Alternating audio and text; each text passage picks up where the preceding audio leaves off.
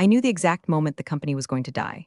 It wasn't when the stock dipped, and it wasn't when the coffee machine in the break room started leaking brown sludge that smelled like despair and burnt plastic. It was a Tuesday, 9 o'clock a.m. sharp, under the buzzing hum of fluorescent lights that give everyone in the finance department the complexion of a sickly Victorian ghost. I'm Susan. I'm 45 years old, I live in Missouri, and for the last 7 years, I have been the structural integrity of this entire organization.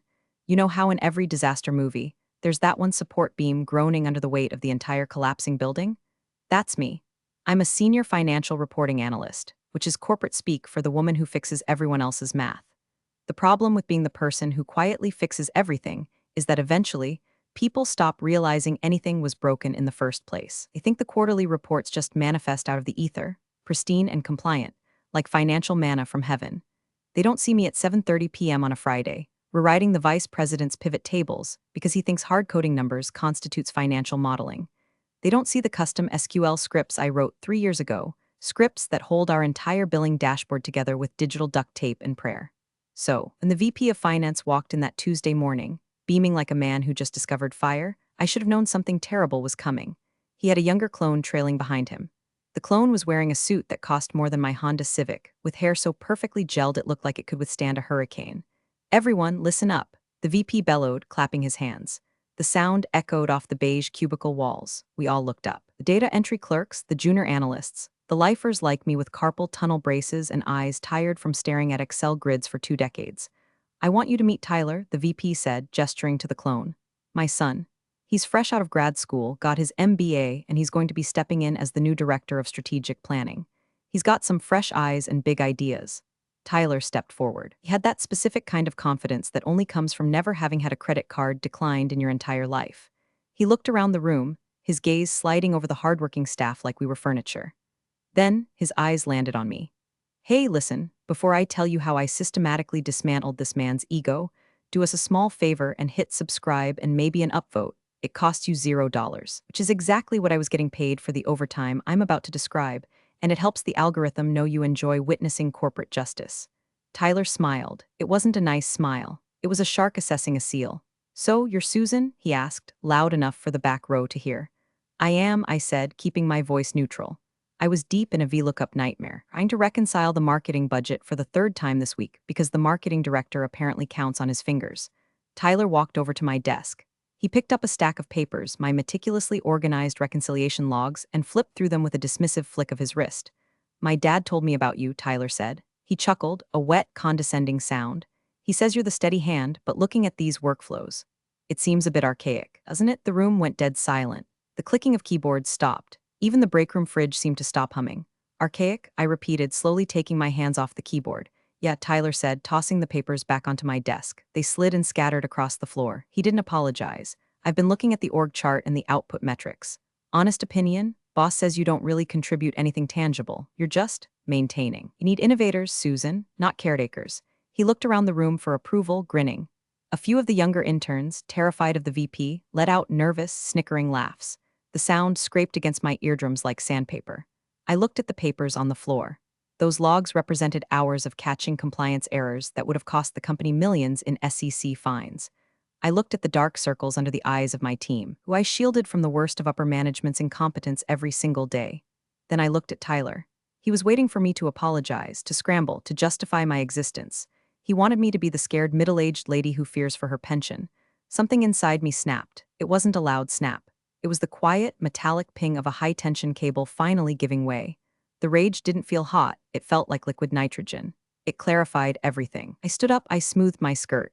I looked him dead in the eye and I didn't blink. You're right, Tyler, I said. My voice was calm, pleasant, even. If the board thinks I don't contribute anything, then I must have been mistaken about my role here. Tyler's grin faltered for a microsecond. Well, good. Acceptance is the first step too, so I interrupted him, smiling a smile that didn't reach my eyes. Perfect. Then the free work stops today. Excuse me, Tyler blinked. You heard me, I said. I sat back down, turned my chair specifically 45 degrees away from him, and opened a blank solitaire window. I'm just a caretaker, after all. I wouldn't want to get in the way of your innovation. The VP, who had been watching from the doorway, frowned. He sensed a shift in the atmospheric pressure, but he was too arrogant to understand what it meant. Right? Tyler scoffed, recovering his bravado. Well, let's get to work, people. I want to see a full audit of the reporting processes on my desk by noon. And Susan, try to look busy. He walked away, high-fiving one of the interns. The VP followed him into the corner office, closing the door. My phone rang 5 minutes later. It was the chair of the board's assistant, looking for the preliminary quarterly numbers. Usually I send them a pre-read file that I assemble manually because the automated system hasn't worked since 2018. "Hi, Susan," the assistant said. "Just checking on those Q3 prelims?" I looked at the file on my desktop named Q3 Consolidated Actual Do Not Delete XLSX. It was finished. It was perfect. It contained corrections for 3 different departments that had formatted their data as text instead of currency. I right-clicked the file. I selected Properties. I unchecked Read Only. "I'm sorry," I told the assistant, my voice dripping with polite confusion. "I've been informed by the new director of strategic planning that I don't contribute to that process. You'll have to ask Tyler. I believe he's innovating the numbers as we speak." There was a long silence on the other end. "Okay," she said, sounding confused. "I'll call him." I hung up. I took a sip of my lukewarm water. It tasted like victory. The clock on the wall ticked over to 9:15 a.m. The war had started, and they didn't even know they were on the battlefield yet. There's a specific kind of silence that falls over a workspace when you stop doing the things you aren't paid to do. It's not an immediate silence. It's more like the eerie quiet of a forest right before a thunderstorm breaks. For the rest of that week, I became the ghost they accused me of being. I showed up at exactly 8:30 a.m. I took my full, legally mandated 1-hour lunch break away from my desk, something I hadn't done since the Bush administration. And at 5 p.m. on the dot, I packed my bag and walked out the door. The first crack in the dam appeared on Wednesday afternoon. I was sitting at my desk, meticulously formatting a font size on a memo nobody would read, when Mark from sales walked up.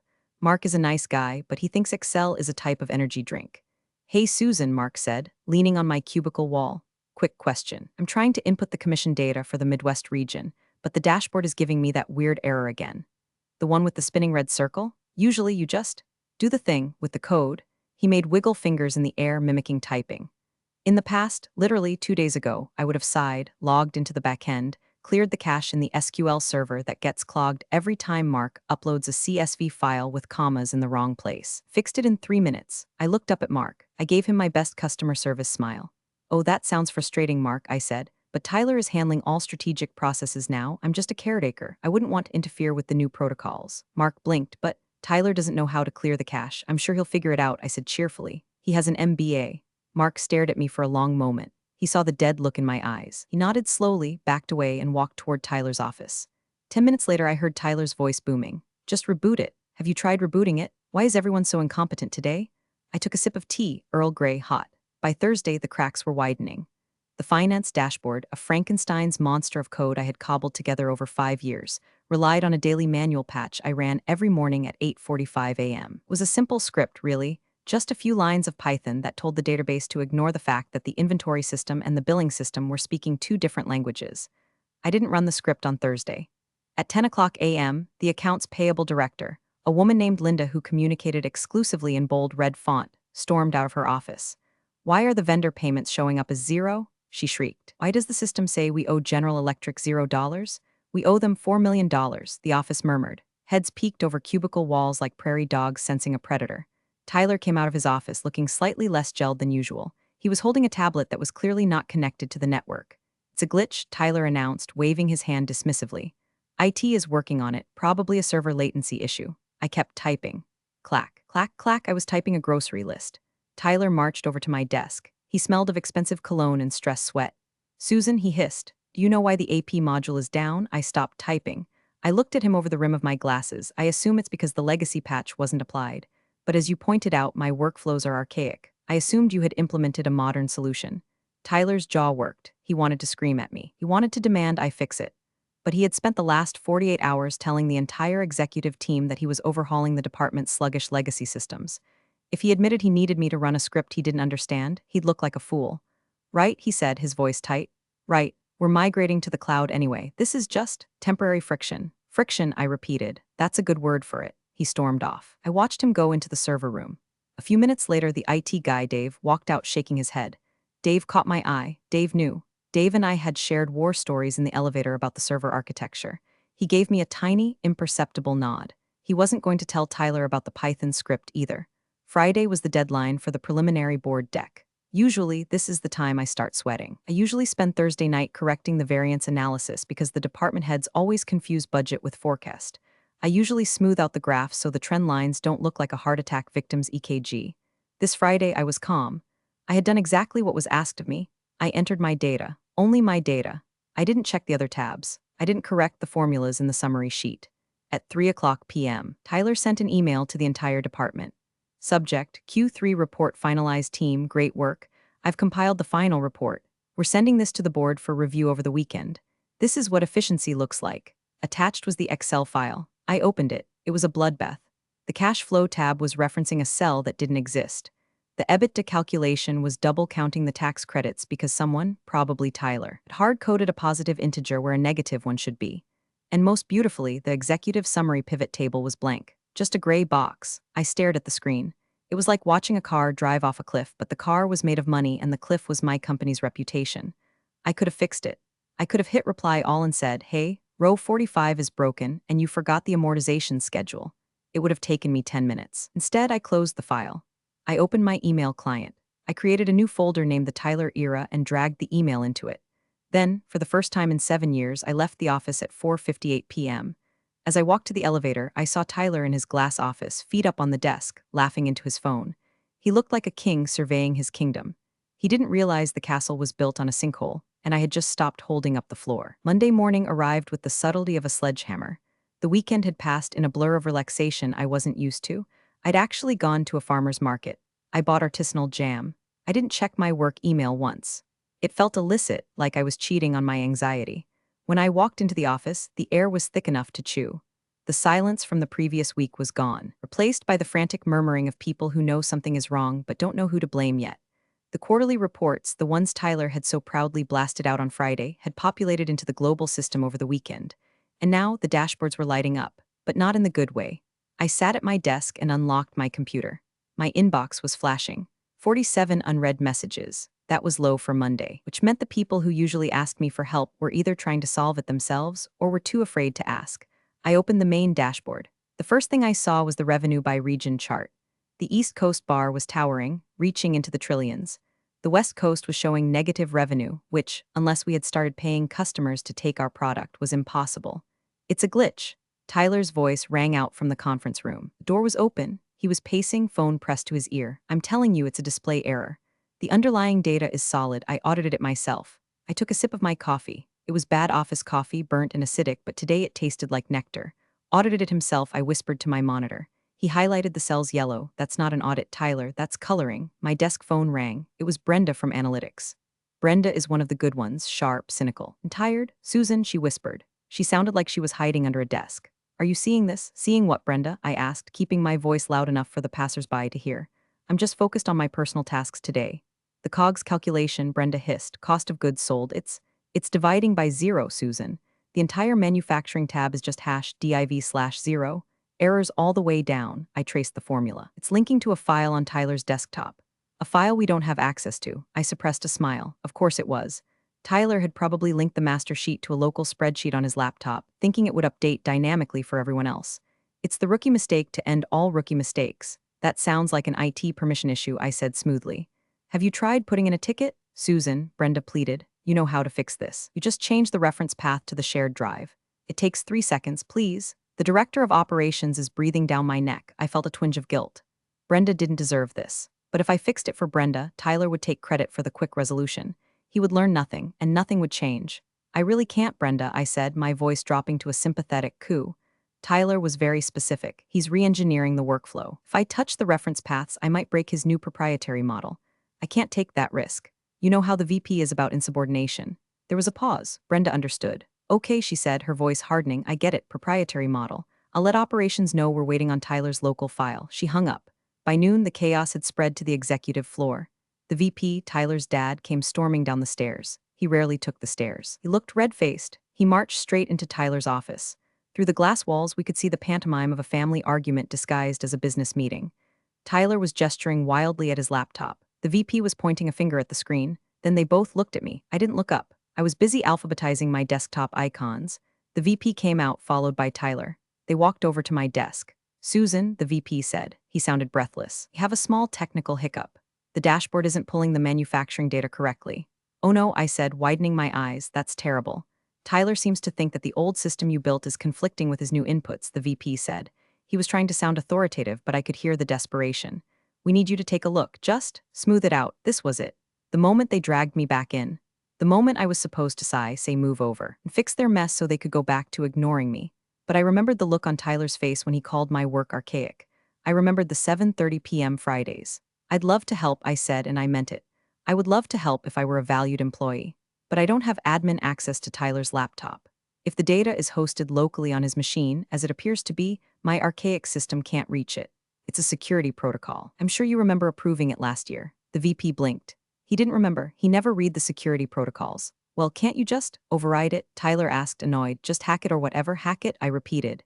Tyler, I'm an analyst, not a character in the Matrix. I can't hack your C drive. You'll need to upload the source file to the shared server, map the permissions, and rerun the batch script. But you'll have to be careful. If the column headers don't match exactly, it will corrupt the historical database. This was technically true, but phrased in the most terrifying way possible. Tyler went pale. Corrupt the database? Permanently, I lied. The VP looked at his son, then he looked at his watch. Fix it, Tyler, the VP snapped. Just figure it out. We have investors checking these numbers tomorrow. The VP walked away. Tyler stood there, staring at me. You're enjoying this, he whispered. I'm not enjoying anything, Tyler, I said, turning back to my screen. I'm just doing my job, which, according to you, is absolutely nothing. He stomped back to his office. I saw him Googling furiously. I could see the reflection in the glass. He was searching how to link Excel to shared drive without breaking database. Good luck, Tyler. Desperation is a powerful motivator. Unfortunately for Tyler, desperation combined with incompetence is just a recipe for acceleration into a brick wall. By Tuesday afternoon, Tyler had realized he couldn't fix the automated dashboard. The glitch was beyond his understanding because he didn't understand the underlying architecture of the data. He didn't know that Sales Final was actually a dummy column, and Sales Final V2 was the real one. He didn't know about the hidden rows that calculated tax variances. So, he did what every arrogant middle manager does when technology fails them. He threw bodies at the problem. Everyone, stop what you're doing. Tyler shouted at 1:00 p.m. He clapped his hands again.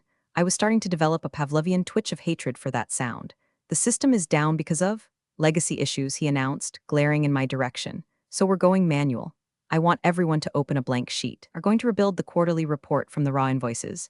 We're doing this the old-fashioned way. Hard work, grunt work. Let's show the board what we're made of. A collective groan rippled through the bullpen. Rebuilding the report from raw invoices was like trying to rebuild a skyscraper by stacking individual bricks without mortar. It wasn't just inefficient, it was insane. He assigned sections to the junior analysts. Kevin, you take revenue. Sarah, you take expenses. Mike, you take payroll. He didn't assign anything to me. I was the legacy issue. I watched in silence as the chaos unfolded. The juniors were frantic. They were pulling PDF invoices, typing numbers into cells, making typos, correcting them, making new typos. The sound of typing was like a hailstorm. But here is the thing about raw manual entry. It lacks guardrails. My automated system, the one Tyler had abandoned, had built-in logic checks. If you tried to enter an expense that violated the Sarbanes-Oxley Act, SOX, compliance rules, the cell would turn red and scream at you. If you tried to book revenue before the contract was signed, the system would block you. These kids were just typing numbers. I watched Sarah, a sweet girl fresh out of college, typing in the entertainment expenses. She was moving fast, trying to impress Tyler. I saw her pick up a stack of receipts from the VP's discretionary pile. I knew that pile. It contained dinners that were technically personal but expensed as client development. My system usually flagged these for manual review. Sarah just typed them in. $4,500 steakhouse. $2,000 golf club. Tyler was pacing behind them, acting like a drill sergeant. Faster, people. We need to merge these by 5:00 p.m. At 4:30 p.m., Tyler shouted, send me your sheets. He sat at his desk and began copying and pasting their work into a master file. I could see him on his screen. He wasn't checking formulas. He wasn't cross-referencing. He was just pasting values. Do you know what happens when you paste values without checking the formatting? You lose the audit trail. You lose the logic. You just have static numbers that say what you want them to say. At 5:15 p.m., Tyler stood up. He looked exhausted but triumphant. Done, he declared, printed and saved. I'm sending this to the board and the external auditors right now. He hit send. I heard the whoosh sound of the email leaving the building. I waited 1 minute. Then I opened my own email. I navigated to the sent items of the shared department inbox, which I still had access to because, again, nobody had revoked my permissions. I found the email. Subject, Q3 Final Financials Restated. Attached was the file, Q3 Master Manual Build XLSX. I downloaded it. I didn't open it immediately. Instead, I saved a copy to my local drive. I renamed it Non-Compliant Final Submission Evidence XLSX. Then I opened it. It was worse than I thought. It wasn't just bad math. It was illegal math. because they had manually entered the data, they had skipped the revenue recognition clause. They had booked revenue for contracts that weren't starting until Q4. That's a cardinal sin in accounting. It's fraud. It's go to jail fraud if you do it on purpose, and get fired immediately fraud if you do it by accident. And there, in the Approvals tab, was a digital signature. Approved by Tyler, last name Director of Strategic Planning. He hadn't even asked legal to review it. He was so desperate to prove he could fix the glitch that he had bypassed the one step that could have saved him. I stared at the screen. My heart was pounding, not with fear, but with a cold, hard adrenaline. This wasn't just a mistake anymore. This was a smoking gun. I closed the file. I didn't say a word. I picked up my purse. "Good night, everyone," I called out cheerfully. Tyler looked up from his desk. He was loosening his tie. "Head down, Susan. You just did in 4 hours what takes you a week." "I'm very impressed," I said, and I walked out into the cool evening air, knowing that Tyler had just handed me the match, the gasoline, and the insurance policy all in one attachment.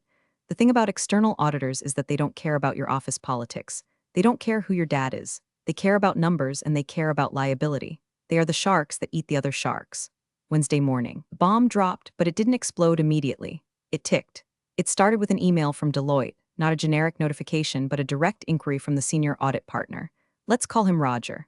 I've met Roger. Roger has the personality of a calculus textbook and eyes that can spot a misplaced decimal from orbit. The email went to Tyler, the VP, and the CFO. Because I was still listed as the primary contact for historical data, I was CC'd. From Roger, Deloitte, subject, urgent, Q3 compliance irregularities / clause 6.3. Dear team, we have begun our preliminary review of the Q3 file submitted yesterday evening. We have flagged several material inconsistencies regarding revenue recognition thresholds. Specifically, $1.2 million in projected revenue appears to be booked as current assets without corresponding signed POs. Furthermore, executive discretionary expense line item exceeds the threshold by 400% and lacks the required itemized breakdown mandated by your internal policy section 4B. Please clarify immediately. If these figures are accurate, we will need to file a formal disclosure regarding material weakness in internal controls. Regards, Roger. I read the email while eating a bagel. Material weakness in internal controls. In the finance world, those are fighting words. That's the kind of phrase that gets stock trading suspended. I waited. I knew what was coming. 10 minutes later, Tyler appeared at my desk. He wasn't strutting today. He was speed walking. He held a printout of the email. "Susan," he said, dropping the paper on my desk. "What is this?" I looked at the paper, then at him.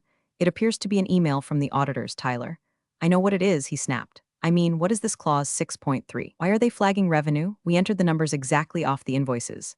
"Ah," I said, leaning back. "Well, clause 6.3 refers to the revenue recognition principle. You can't book the money until the service is delivered, even if you have the invoice. My system, the archaic one, used to automatically filter those out based on the service dates." Tyler's face went slack. "It filtered them out?" "Yes," I said gently, "because booking them early is technically—" "Well, it's fraud, Tyler." He flinched as if I'd slapped him. "Well, fix it," he demanded. "Just email Roger and tell him it's a clerical error. Tell him you sent the wrong file." I paused. The air in the office seemed to freeze. "Tyler," I said, my voice dropping to a whisper, "I didn't send the file. You did. Your digital signature is on the cover page." He stared at me. He realized the trap he was in. If he admitted he didn't know the rules, he looked incompetent. If he blamed me, the metadata would prove him a liar. "I'm instructing you to handle this," he hissed. "You're the senior analyst. This is your job. Fix the numbers, resend the file, and smooth it over with Roger. Now." He turned to walk away, confident that his order was enough, but I wasn't done. I opened a new email. I addressed it to Roger. I CC'd Tyler, the VP, the CFO, and for good measure, the company's general counsel, legal department. Subject, urgent. Q3 compliance irregularities. Dear Roger, thank you for catching this. I have been asked by the Director of Strategic Planning, Tyler, to address these discrepancies. Unfortunately, I did not prepare, review, or submit the Q3 file in question. As of last Tuesday, I was instructed that my previous workflows were archaic and that I should not contribute to the new strategic reporting process. The file submitted was created manually by the team under Tyler's direct supervision. I do not have access to the source data used for this manual build, so I cannot validate or fix the numbers as requested. I defer to Tyler for the methodology used. Best, Susan. I hovered my mouse over the send button. I looked at Tyler, who was back in his office, frantically typing on his phone. I clicked send. The fallout was almost instantaneous. Within 3 minutes, the general counsel replied, "Stop all communications. Internal freeze on financial docs. Meeting in the boardroom." 10 mins. Tyler's phone rang. He looked at it, then looked at me through the glass. His face was the color of dirty snow. I smiled at him. A small, polite, terrifying smile. "You wanted to innovate, Tyler. You wanted to disrupt. Well, congratulations. Consider us disrupted. The boardroom meeting was closed door, but glass walls are a double-edged sword. They let you feel important when things are going well, and they put you on display like a zoo animal when you're being dissected. I watched from my desk. The VP, Tyler's dad, the CFO, the general counsel, and Tyler were all in there. There was a lot of arm waving. The VP was yelling. I could see the veins in his neck. Tyler was slumped in his chair, looking like a child who had broken a vase. My phone rang. It was the CFO's direct line. Susan, CFO said. His voice was tight, controlled panic. Can you come in here now? Certainly, I said. I grabbed my notepad. I grabbed the folder I had prepared. I walked into the boardroom. The silence was heavy. The air smelled of dry cleaning and fear. Susan, the VP started, his tone trying to be fatherly but landing somewhere near hostage negotiator. We have a situation. It seems there was a miscommunication regarding the report protocols. Tyler was under the impression you were reviewing his work. I looked at Tyler. He wouldn't meet my eyes. That's an interesting impression, I said calmly. Considering he told the entire department in front of witnesses that I don't contribute anything and that my work was archaic. The general counsel, a sharp woman named Veronica, looked up from her notes. He said that? He did, I said, and I respected his authority. I stepped back. Okay, the CFO interrupted. Point taken, but Susan, we are in a bind. Roger is threatening to qualify his audit opinion. We have the investor call tomorrow. We need you to fix the file. We need the real numbers. Do you have them? This was the pivot point. They were asking me to save them. If I said yes, I went back to being the invisible fixer. I'd be the janitor cleaning up the mess, and next week they'd forget I ever did it. I don't have the manual file Tyler created, I said slowly. Don't know what invoices he used. But you have your system, the VP pleaded. The legacy system, can't you just run it? I could, I said, but the legacy system requires a data inputs patch that hasn't been run in 10 days. It would take me at least 48 hours to reconcile the backlog. We don't have 48 hours, Tyler snapped. He suddenly found his voice. We have 12. You're sabotaging us on purpose. I turned to him. Sabotage, Tyler. You deleted the macros. You overwrote the validation rules. I checked the metadata on your submission file. I placed a piece of paper on the table. It was a screenshot of the file properties from the non-compliant final submission evidence XLSX file. See here, I pointed. Creation time, 4:45 p.m. Tuesday. Author, Tyler. Modification? None. You didn't even open the compliance check tab before you sent it, if you had. Would have seen the red warning lights. Tyler stared at the paper. There's a compliance check tab? He whispered. Yes, I said. It was hidden because the junior analysts get confused by it, but any director would know how to unhide a sheet in Excel. The room went silent again. The incompetence was laid bare on the mahogany table. It wasn't just a mistake, it was laziness. Veronica, the general counsel, took off her glasses. If we present these numbers to the investors tomorrow, she said, and they are wrong, we are looking at an SEC investigation. If we don't present numbers, the stock tanks. She looked at me. Susan, she said, what is the third option? The third option, I said, is that you let me do my job. My actual job, not as a caretaker, but as the lead controller for this project. I need full admin access restored immediately. I need Tyler out of the system so he doesn't overwrite anything else. I need it in writing that I am cleaning up his mess. The VP bristled. Now, Susan, there's no need to make this about titles. It's not about titles, I said sharply. It's about liability. If I touch that file, I own it. And I'm not owning a file that has Tyler's fingerprints on it unless I have a paper trail that says I'm the cleaner, not the creator. The CFO looked at the VP. Do it. Give her the access. The VP looked at his son. Tyler looked defeated. Fine, the VP grunted. I'll need that in an email, I said. From you, copying HR, I stood up. I'll be at my desk, I said. I have a lot of work to do. I walked out. I didn't run. I didn't celebrate. I went to my desk, cracked my knuckles, and opened the real file, the one I had been secretly maintaining on my local drive for the last week, just in case. Because I'm not just a support beam.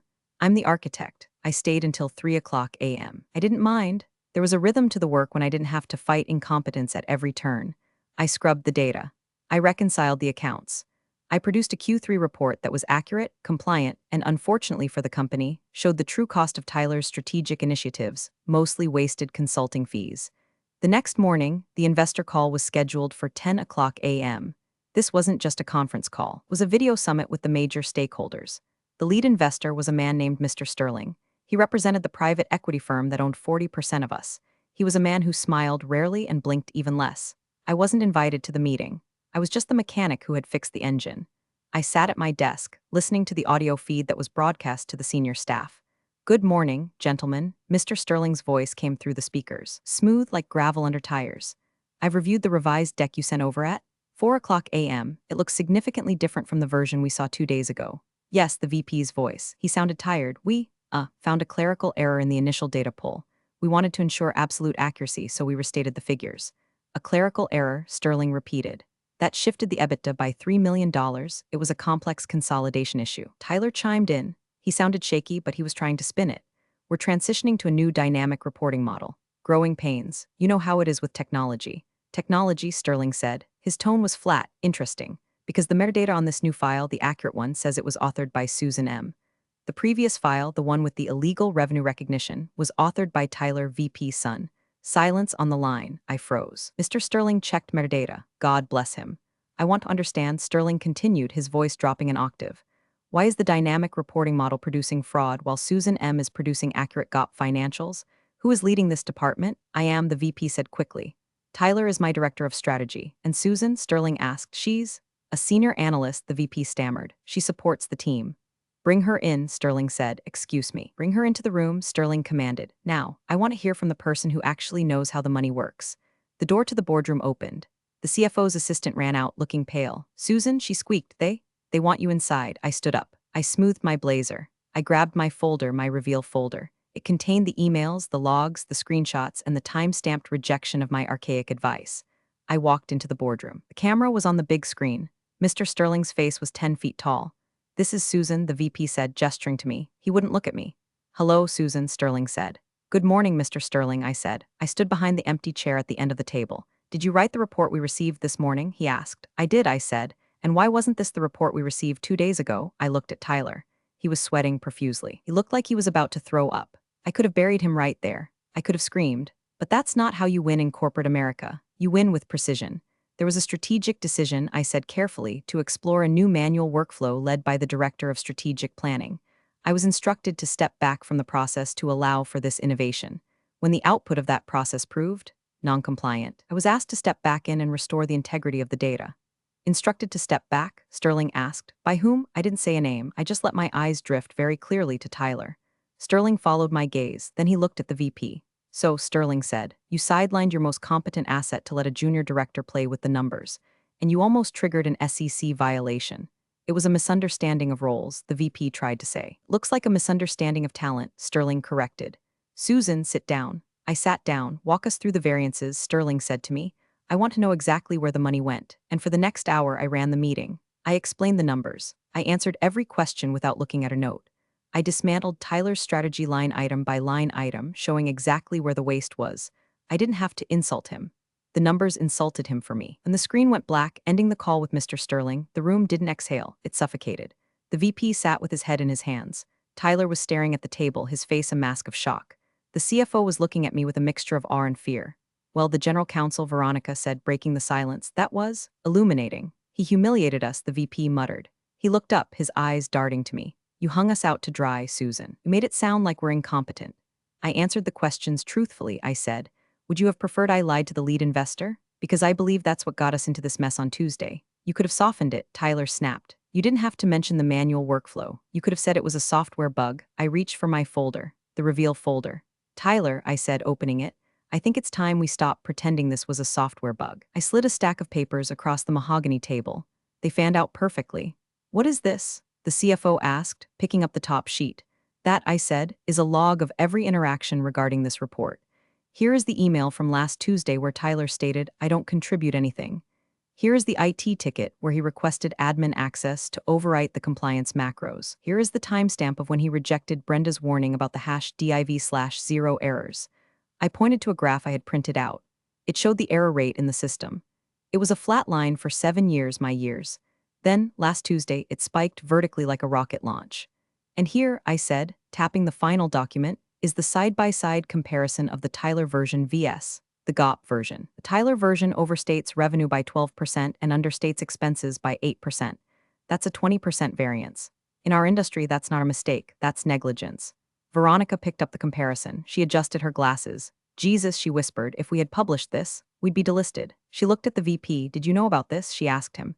Did you know he was bypassing the controls? I trusted his judgment, the VP stammered. He has an MBA. I don't care if he has a Nobel Prize. Veronica slammed the paper down.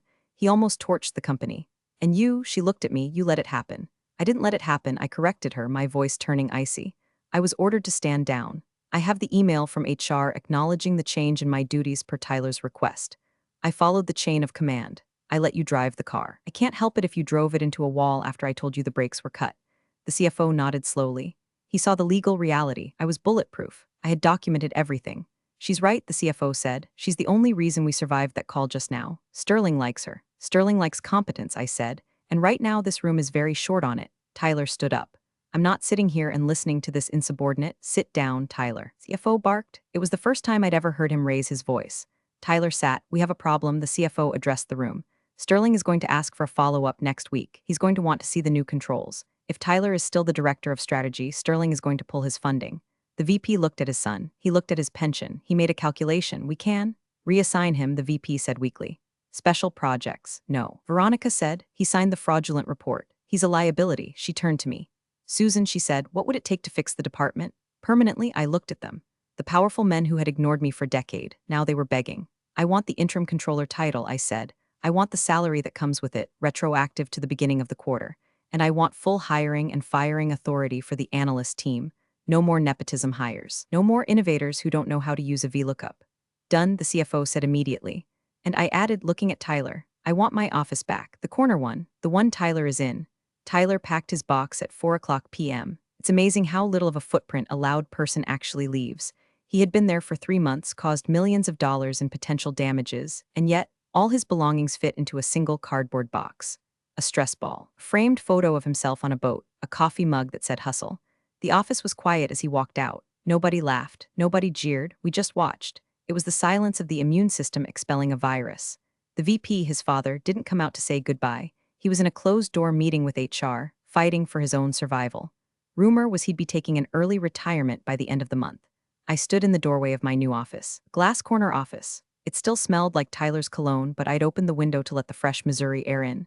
The CFO walked by. He stopped and leaned in. You played a hard game, Susan, he said. He didn't sound angry. He sounded respectful. I didn't play a game, I said. I just stopped playing yours. He nodded. Sterling sent an email. He wants you on the Q4 planning committee. He specifically asked for the woman who knows the metadata. Tell him I'm available, I said. Good, the CFO said. He paused. You know, you could have stopped Tyler earlier, before the audit email. I could have, I admitted, but then you never would have seen the difference between value and volume. You needed to see the crash to appreciate the safety features. He chuckled dryly and walked away. I sat down in the leather chair. It was comfortable. I pulled up the dashboard on my dual monitors. I opened the admin panel. I reactivated my old Python scripts. I relinked the shared drives. I turned the compliance macros back on. Across the floor, I heard the faint ping of notifications hitting inboxes. Hey, Mark from sales shouted from his cubicle. The dashboard works. The red circle is gone. Mine too, Brenda called out. The hash div/0 error is gone. It's showing the correct margin. A wave of relief washed over the finance floor. The machine was humming again. Numbers were right. The world made sense. I saw a file on the desktop that Tyler had left behind. It was labeled Strategic Vision V1, DocX. I dragged it to the trash bin, then I right-clicked the trash bin. Empty trash? I clicked yes. I leaned back, taking a sip of my tea. The sun was setting over the parking lot, casting a long, golden light across the gray carpet. I wasn't invisible anymore. I was the structural integrity. And for the first time in 7 years, the structure was sound. Next time, they'll check the metadata. But I have a feeling there won't be a next time. Not on my watch. Funny how the ones doing the least are always the loudest. They had no idea the quiet woman they mocked was the one holding the whole operation together. And when she stopped, everything collapsed exactly as it should have. Thanks for sticking around, and I'll see you in the next one.